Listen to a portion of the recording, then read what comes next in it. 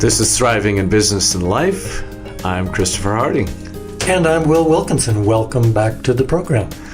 So we dove into assessment last week. We were talking previously about vision, and then started taking a look at the need to really assess the current situation so we really are clear about where we are and what's in front of us as we pursue a vision. Yeah, and one of the points I think we made in our rambling kind of spontaneous way was how important it is to do our assessments of the way things are inside a visionary framework. In other words, Yes. We don't just look at things because it's so easy to get bogged down when we look at things. We look at things with a certain perspective. We've got our vision in place, our goal, we know where we're heading, we're clear about our objectives. Now it's important to look at the way things are so we know our starting points. We did make that point, and I want to just reemphasize that because as you were saying it, I just realized how many assessment sessions I've been in with clients where the assessment gets so scorching, if you will, that the vision is lost track of or withers under the weight of an assessment. And doing the assessment within a visionary context goes back to that place where you often say, live in the vision and visit the current situation. Yeah, and a simple way to put this, which sheds a real light on why so many intractable problems remain unsolvable, is we need to know where we're going. We need to know what our destination is. Now that could sound like kind of a, nice saying, but if we look at that and analyze, do a little assessment on the way things are in society, it's easy to recognize that we don't have agreement on where we want to go. Like, do we agree on how we want to handle the immigrant problem? Do we agree on how the economy should be? Everybody's got their differing positions. Now, in the book, Getting to Yes, which I often celebrate as a great solution to this, they propose starting every assessment with a vision that everybody at the table agrees on. So we agree that children should be safe and should have enough food, should have a roof over their head. That's not hard to agree on. So we agree on the destination, and then we go back to our very different positions, very different belief structures, but now we have a way to navigate from our different positions because we've agreed on the destination. Well, when we look at social issues, they become far more complex using the same approach in our personal life and with our personal goals and visions. Hopefully we can be in agreement with ourselves. So at times I think we have inner conflicts as well. Right, that's the first step. The process we're going to explore today really is, you could say, almost grows out of assessment, and that is optimizing resources. First assessing what they are, and then being able to optimize resources in the pursuit of a vision, in the pursuit of a goal or a result that we have aimed for and are holding in our mind. So, you work with coaching people a lot. What's one of the main things you see in terms of people's sometimes inability to realize the resources around them? Well, it's a fundamental mindset problem where the very term creativity has become associated with ideas. Mm-hmm. So we think if you're creative, it's because you have ideas. Let's get creative usually initiates a brainstorm. Now that's valid, but it's only one half of the picture. Resources, we like to say, are the raw material for creativity. So to open this up is to acknowledge that there's more than ideas required for a creative endeavor. And that takes us to looking at the resources we've got. Look around the table. Who's there? What do they bring to the table? What have we got to work with? So that's the first step, is just to open up our understanding of what causes creativity. It isn't just mental, it's physical too. Right, and as we start to look at it too, tapping into, what are the ways we could accomplish this? That might be a way to tap into resources. The who, the what, the how, all those things start to come into play. But another thing that I have learned over the years and keep getting reminded of is that a lot of the key resources that we might utilize are off our radar. We're not aware they're even there. Do you have an example of that, Chris? Yeah, the one that comes to mind was a client that was trying to change their culture from being top down to being one that was more inclusive. And the pattern of how things had been done had been very top down, and so they started thinking, well, how are we going to go about doing that? How are we going to make that meaningful? Well, as we began to explore it, somebody in the room on the leadership team said, well, we've talked about adopting a lean management approach. If we were to do that, we would become naturally inclusive. Interesting. So it was something that nobody was even thinking about except for one person who remembered a conversation they'd had weeks before. And as they began to adopt that approach, the very process itself helped them to become more inclusive in a really practical way. Well, it's a perfect example, and it actually harkens back to our original model. I like to feel this is our primary thriving model, which is the change model with the 3 components. Got the results you're getting. Then there are the actions that are causing those results. But back of it is the mindset, the thinking that contributes to what's done that gets those results. In your story, somebody went upstream to the mindset. They didn't just stay focused on the action, right? Right. Well, and started to, if we were talking just a minute ago about vision and assessment. So if you think about it, they were going through that process. They had a vision, a result they wanted to create, that they all agreed on, that it would be valuable to become more inclusive because they'd been overlooking some things that had caused them problems. Right. So they started to look resource-wise in things they had been doing in the behavior box, right? Right. And finally somebody else went, well, there's a whole other way to look at this mindset box. Yeah. What if we used a lean approach, which immediately led right back to the behavior box, right?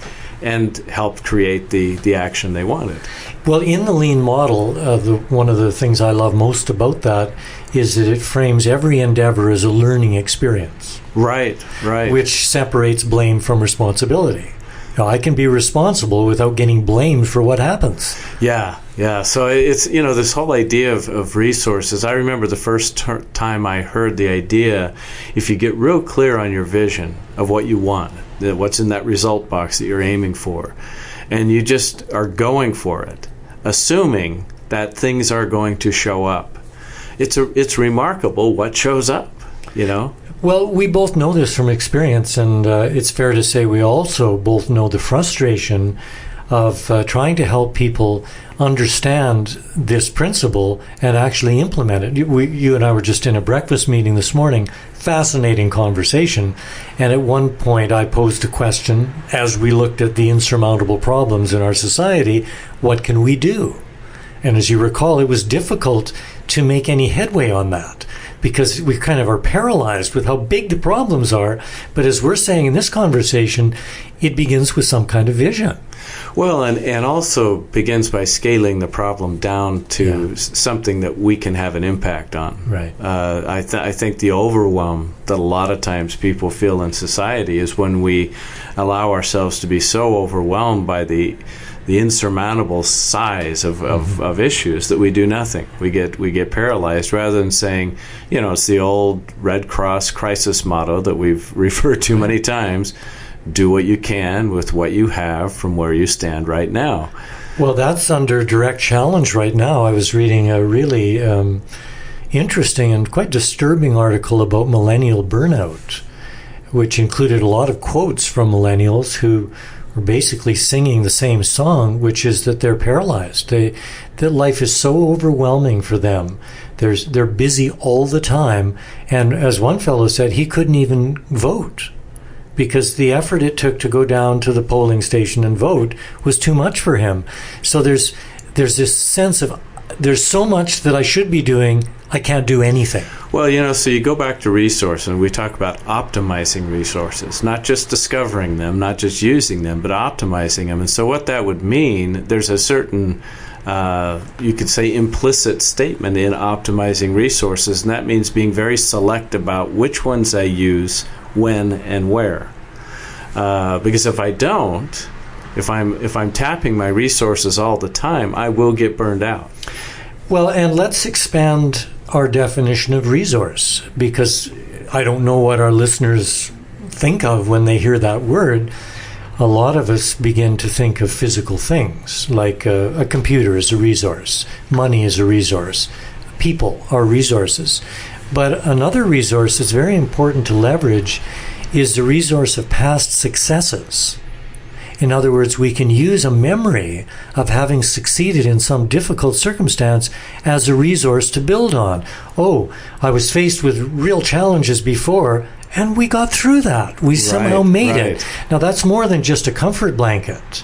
That's actually something that can really help provide motivation to keep on going when the going gets tough. Well, we've talked about this before, on the importance of feeling a vision and recalling a past success. If we can get into a feeling state about what it felt like to be successful, we are actually firing up a different neurological and chemical pathway in our biology that allows us to think differently, to see things differently. The other resource that I think of as well when I hear what you were talking about is the resource of our own energy. Mm-hmm. You know, and just to recognize that we don't have an inexhaustible supply, at least most of us, and therefore, you know, where am I going to spend my time? Mm-hmm. Where am I going to focus my energy? And when I start to wane, you know, that ability, as you said, to recall a past success sometimes can give me an energy infusion. Yes. But if I'm doing that all the time, I will burn out. So that's a challenge I think the millennial generation, you know, speaking of it as a group, and obviously there's many individuals within that group, but as a generation, they are faced with more huge challenges with the potential future of their living environment than we've ever really been consciously aware of before. Well, I'm glad you brought that up, and I think as baby boomers, which both of us are, it's really imperative to acknowledge that and to feel some remorse for how we've handled the world from our position of privilege, a lot of us, and position, and the world we're leaving to the youngers. The elders haven't done a really admirable job at, you know, preparing a world that younger people can enjoy the way we enjoyed it when we were their age. I think it's really important to acknowledge that. Yeah, and so, you know, again, I think part of it is it's easy to, you know, see things on a large scale, and part of a solution, even if you look at community action, how community action happens. Successful community action often happens with a couple of people who decide to do something in their own neighborhood. Right, and they take a few small steps. Right, and start to develop what are the resources in my immediate sphere to accomplish what I'm trying to accomplish. Well, we've got a great example right here in our Ashland office, which we share with David and Irene, who've run the Ashland Culture of Peace. Well, I remember when they began, it was virtually nothing, and a couple of people who were interested. They've stayed with it for years. Well, right now they're in New York, and they'll be addressing the UN. I believe that's tomorrow. That's right, yeah. Now, someone might look at that and go, what a grand accomplishment. Anyone who knew them through the years knows that all they did was take one little step at a time and not give up. Right, and began to tap into the resources of people and ideas and energy around them. And they're presenting the whole idea of what can happen when a citizens commission gets formed to try to really help create a more peaceful environment within a city. I'd like to return to something you brought up a moment ago, because I think there's some gold to mine there. You talked about emotion and energy in our own state and what we can do using our own energy as a resource. I think when we talk about looking at vision and then looking at the way things are, it's easy to get polarized into physical things again. The vision, what is the result we want? Oh, I'd like to speak at the UN. That could have been a vision David and Irene had. And then the way things are, well, we only have 3 people coming to our meetings. Now, that's valid. I'm not saying that there's anything wrong about that, but if that's all there is, it's limited. As you pointed out, it's important to also identify the feeling. what is the feeling of the vision, and to use that as a compass. Well, similarly, it's important to identify the feeling of the way things are. And in our society, there's a tendency to deny that. And the whole positive thinking movement, which, by the way, was illuminated brilliantly by Barbara Ehrenreich in her book Bright-Sided, how the positive thinking movement has undermined America. I recommend the book. It's a scathing takedown of the one-sided approach, she calls it bright-sided, of just positive thinking, which in our terminology could mean, we don't mean, but it could be interpreted as meaning only consulting the feeling of the vision. Well, actually, if we're going to be fair about this, as part of our assessment and looking at resources, we need to acknowledge the feeling of the way things are right now. Those feelings may not be nearly as enjoyable as the feelings we attach to the vision, which is why we tend to deny them. Well, and that's where, the ability of going back and forth, is so important. I love a couple of the analogies you use of the elastic band spread between the thumb and the index finger, and that if the index finger represents the vision and the thumb represents the way things are, and there's this tension because the way things are is not yet the vision. And if I over focus on the way things are, the vision collapses into the way things are, and we get stuck. On the other hand, what we're trying to do is pull the way things are toward the vision. But if in order to do that, you've got to have that tension. Otherwise, you just have the elastic band dangling from the index finger and nothing's happening, right? Yeah, Robert Fritz, who wrote about this in his book, The Path of Least Resistance, calls this structural tension. And this, by the way, is what creativity is. Going back to our opening comments, is that tension between the vision and the way things are. Now, in a personal sense, also reconnecting to your comment about our own energy as a resource, it's really ironic that as we get older, there's an assumption that we stop learning and growing and changing. We see the changes in children physically, it's pretty obvious, and their minds develop and they grow up, they leave home, they get careers. But at a certain point in our culture, it's assumed that we stop changing. We mourn the loss of youth and that our bodies are older, etc. But for an older person, an adult, to actually experience the same youthful evolution is rare. We know people who are 70, 80, 90 who still have that sense, that they're young at heart, they're enjoying their lives, they're trying new things.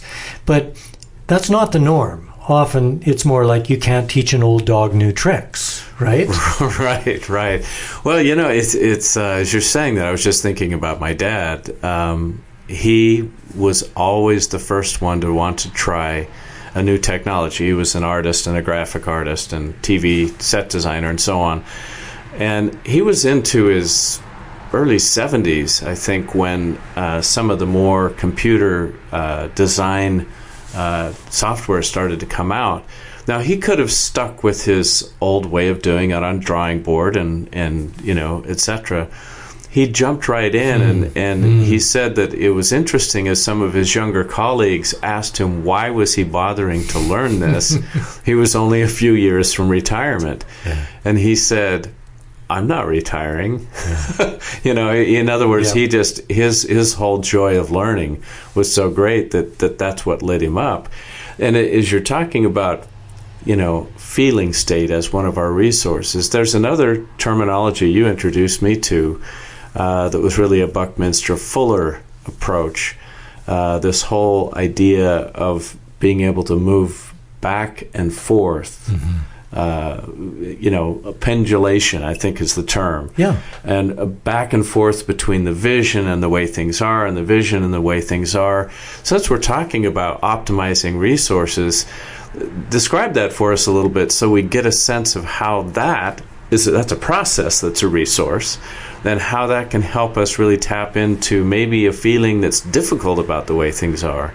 Well, it's an immense topic, and one that hasn't been well illuminated in our culture because, as I said, we tend to deny the things that don't feel good and emphasize the things that do feel good, and we often do that with alcohol or some kind of entertaining distraction. So as we begin to talk about this right now, we're kind of opening a can here that really deserves some deep thought. It would be as simple on one level as saying, okay, my vision is that the company is successful, cash flow is happening, we've hired the people we need, and everything's doing great, and I feel exhilarated. Pendulating back to, we're out of money, Gwen just quit, we haven't got the money to pay rent this month, and I feel depressed. Then shifting back, I see us succeeding. We've got that contract in Korea that we were hoping to get. Gwen decided to come back to work. I feel grateful and thrilled. Pendulating back to, oh, none of that'll ever happen. That's just a pipe dream. We're going down the tube. I'll have to file for bankruptcy and go back to live with my parents. Now, I don't want to go on too long here, but the shifting back and forth is the technique we're talking about. And who has developed that muscle? Because some people will even say, well, it's like a garden, only pay attention to what you want to have grow. Don't go weeding over there or those plants will grow, to justify never putting their attention on the negative stuff. Well, if my roof is leaking, I need to put my attention on the leaking roof or it's going to destroy my home. So there is value in putting our attention both on the vision and on the way things are and feeling both of them. Let's play with the leaky roof, because as you were saying that, I played with this pendulation idea and I'm starting to get it better, I think. So if I was looking at that, the vision is my roof is sound. It's so comforting to know that no water's getting in. I swing back to, oh my gosh, that I can see a stain on the ceiling where where the water is actually leaking in. Oh no. Then I go back to, it's going to be so awesome. I can see the new tiles on the roof and I feel so great. If I don't fix this thing, the whole roof is going to collapse. Water's going to come in, then it's going to ruin the floor, And so as I do that, what I've started to learn is that if I really get into the urgency or the situation and the possibilities of how it could go wrong, and gather momentum from that, then when I swing back to the vision, I'm even more excited about the vision because I realize the downside of not pursuing it. So swinging to that one side, pendulating to the way things are, and maybe even exaggerating them, can, if we allow it to, create even more critical mass to launch us forward into what we're trying to accomplish. Exactly, and it's exaggerating the movement in both directions that really creates creative energy. We're talking about energy. You started this part of our conversation acknowledging the resource of our own energy. Well, this is how we build the energy. We swing back and forth, and eventually, and hopefully it won't take too long, especially with the leaking roof, we're shot out into an action. I've got to call Fred. He can fix my roof. Well, if it doesn't go into action, it's just sort of fiddling around with thoughts. It needs to result in action, but is the action led by desperation and feeling panicky, or is it led by this pendulation process that eventually goes, it's going to be great to have a roof that doesn't leak? Well, and that goes back to something we talked about briefly when we were exploring vision and results now, and that is being able and clear and willing about what is one simple action I can do to put this vision into practice or into play. Which, by the way, we have to acknowledge is the toughest part of this formula. It's easy to get fascinated by words that suggest some kind of miraculous solution to all our problems. Great, but then taking one little action. For instance, people listening today. Hopefully this is interesting. What's the simple action you're going to take because of what you're hearing? Right, and that piece to me, I think the overwhelm comes when we start looking. You've used the example before, I'm going to build a website. Yeah. Well, that's a whole series of actions. Right. Maybe the first thing is I'm going to explore which web hosting program would be best. Yeah, one small step that's connected to another small step, and before you know it, you're in New York addressing the UN. Right. Right. Example. Yeah. So, I think that's, I'll give you an example I had, going back a few years. I had grown up as a big fan of the science fiction and science magazine, Omni. I'd always thought, wow, wouldn't it be great, to someday do something with them. So that had been you could say almost like a fantasy or a dream that I'd had. Well, as I started to get into the to that industry of media production, I happened to have a colleague who had a similar vision. And we started thinking about, wouldn't that be great, you know? Well, we ended up at this large booksellers convention. It's the ABA. It was, at the time, the biggest book-selling association for retailers. And lo and behold, the founder and publisher and editor of Omni Magazine was there selling a book, right? Wow. So, you know, trying to get a meeting with somebody like that is difficult, but we just went, wow, what if we created an audio version of Omni Magazine? You know, so we created this vision. What's one step we could take? That was literally, we said, what's one thing we could do? We could get in line to get a book autographed by her. So we got in line, stood in a long line, got up to the table. She autographed the book, and we said, oh, by the way, we've got a fantastic idea for Omni. And she said, really? And we said, yeah, the Omni audio experience. Right. And she went, whoa, you could do that? And we said, 48 channel surround sound. She handed us her card and said, see me in New York next week. Call my assistant. Seriously? Yeah, one small action. Right? And did you see her in New York? We saw her in New York. We created it. It was a one-time occupied #1 and #2 on the New York Times bestseller list. It started with a dream, followed with a resource. We realized how we could pull it off, and then took one action, stand in a line, and take the chance of pitching her in 10 seconds. So what a perfect story for this episode. How did that feel when you and your partner had that realization and made the decision to stand in line? Well, we were excited. Yeah. You know, I don't think we really thought of her saying no. We had imagined her saying yes. When she said yes, you know, the search for resources got much more vigorous. Right. Because we realized we had to figure out how are we going to go pitch this and then create it in such a way that it stood up to the standard of Omni Magazine, which at the time was award-winning for the quality of their production. Well, this is such a great story. So just in the last moment here of our talk today, give us the steps that were involved in achieving this miraculous outcome. First thing we did was, who do we know who might know somebody, right? Not who do we know who could do this, but who do we know who might know somebody who could help us pull this off? And so a lot of times it isn't, you know, who do I know? It's who do I know who might know someone? Yeah, so you called on a resource. We called on a resource to say, who's a sound designer that you might know who has this kind of ability. Found this incredible award-winning, you know, sound designer that helped us, you know, start into this whole process. One small action, and then realizing the resource might not be within my immediate sphere. Reaching farther and finding out who could help me kind of leapfrog into another realm of resources. Well, let's leave our listeners with that thought today and invite them to do exactly what you did, which is reach beyond the immediate range to discover resources that could help each of them with whatever they're creating. That sounds great. Well, and we'd love to hear your stories. So you can write to us at thrivinginbusinessandlife@gmail.com. I'm Christopher Harding. And I'm Will Wilkinson. Thank you for joining in the conversation today. We'll talk to you again next week.